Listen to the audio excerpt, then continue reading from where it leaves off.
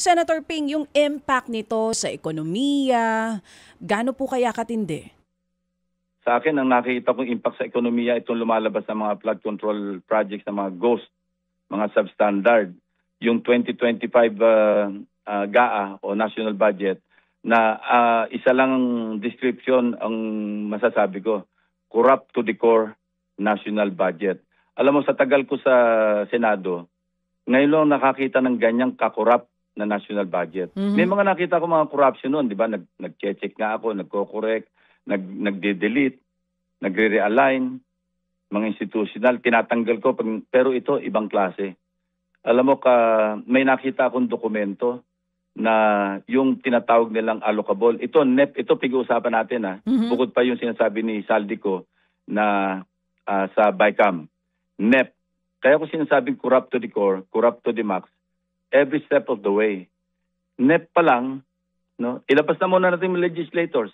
Kasi talaga namang naging kalakaran of late na nagulat nga ako, meron palang tinatawag na leadership fund. Wala yan nung nandun kami sa Senate, ni Tito Sen.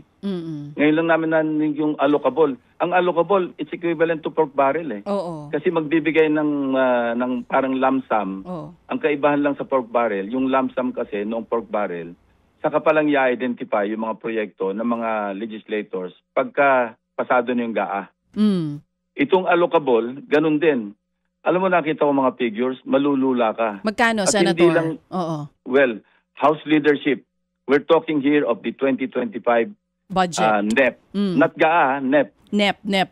House leadership, 143.5 billion. Billion po. Yes.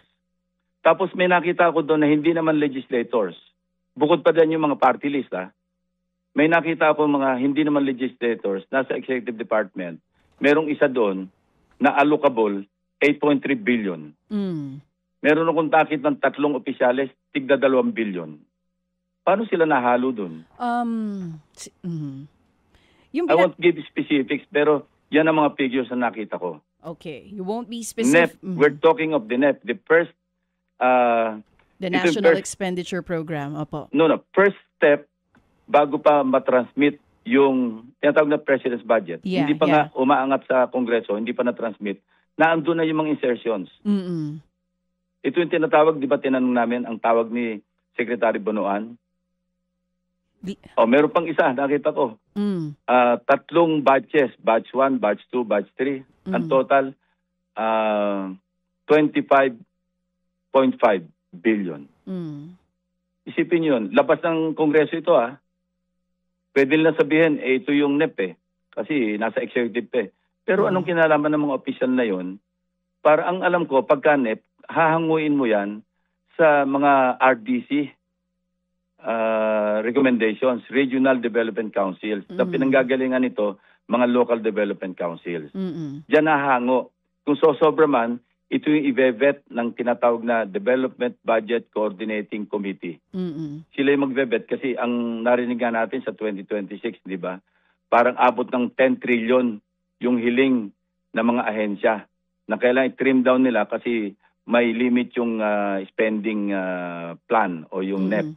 Nasa mga 6.7 trillion mahigit.